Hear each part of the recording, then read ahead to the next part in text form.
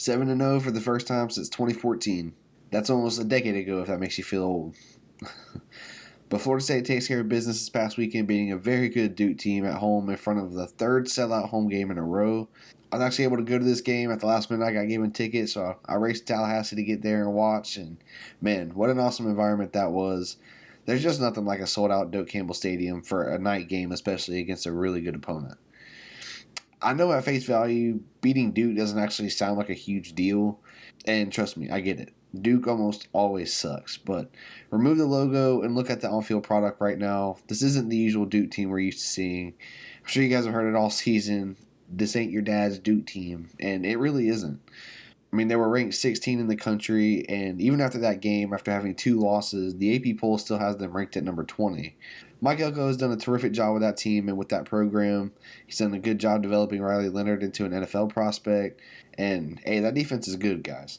They ranked around top 15 in total defense, and they were only giving up an average of less than 10 points per game, and you go out there and you almost put 40 on them. Now, obviously, it was a bit rocky in that first half. It wasn't quite how we wanted to look, I'm sure. Duke definitely came to play, and they put up a fight and even led for most of that game before Florida State finally took the lead and kind of pulled away there in the fourth quarter. Credit to Coach Elko, though. He came to win. He didn't come in playing passive, playing for the rest of the season like Dino Babers did. He came in, did actually start Riley Leonard. Hindsight, a decision I think he regrets. He was aggressive in his play calling. He went for it on a couple fourth down plays. They came to play, no doubt about it. And Duke even had some success on offense, especially in the run game.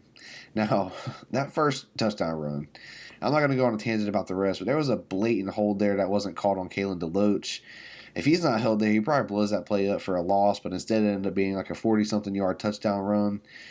Granted, Cypress could have also stopped it, but he just took a horrible angle and got burned on the outside, but I digress. That definitely should have been called and backed up, and maybe Duke doesn't even score on that drive otherwise, and the game kind of starts out differently. And then it doesn't help. Jordan Travis trying to force things, ends up throwing into tight coverage where the ball gets popped up right into a Duke's defender's hands and returned for a pick six. Now, luckily, Deuce Span, or Deuce Spawn, as the announcers seem to love and insist on saying it that way. But on the very next play, he takes a kickoff 99 yards back for a touchdown to respond immediately and restore life back into that crowd. And then it was just kind of neck and neck until right around the start of that fourth quarter where Duke goes for it on fourth down deep in Florida State's red zone. But defense stands tall, forces a turnover on downs, and then Jordan Travis and the Florida State offense just march down the field 96 yards to score and take the first lead of the game. And then it was essentially just over from that point. And I love that because being there in the moment and even watching it, I'm sure fans felt like, okay, finally, here it comes.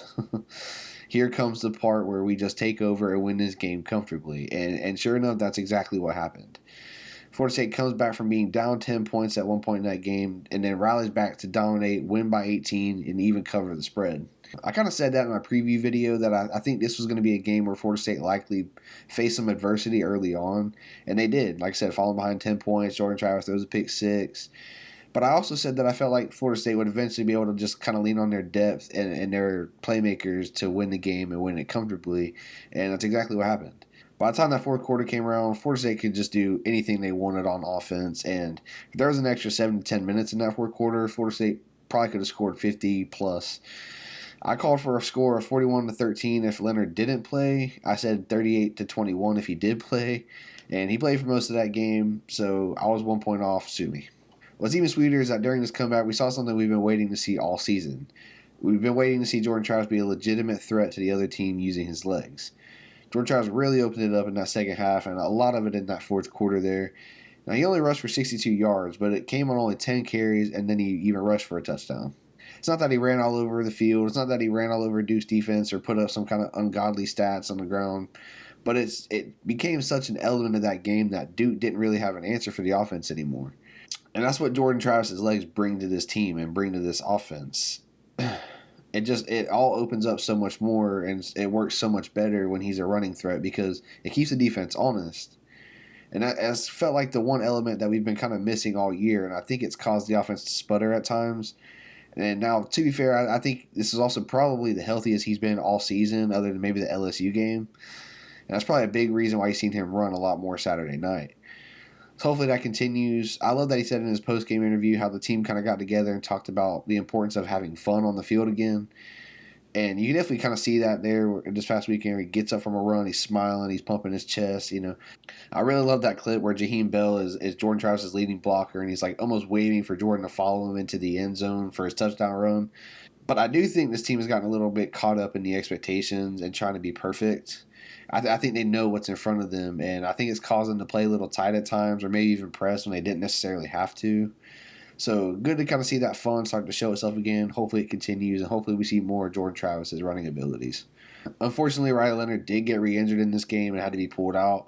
I always kind of thought it was going to be a mistake to put him out there in this game with risk of re-injury, and sure enough, that's what happened. I just think you had no need to do that there, and I'm sure Mike Elko regrets that decision now. But hopefully he just gets back healthy because they still do have a shot at a rematch against Florida State in the conference championship game.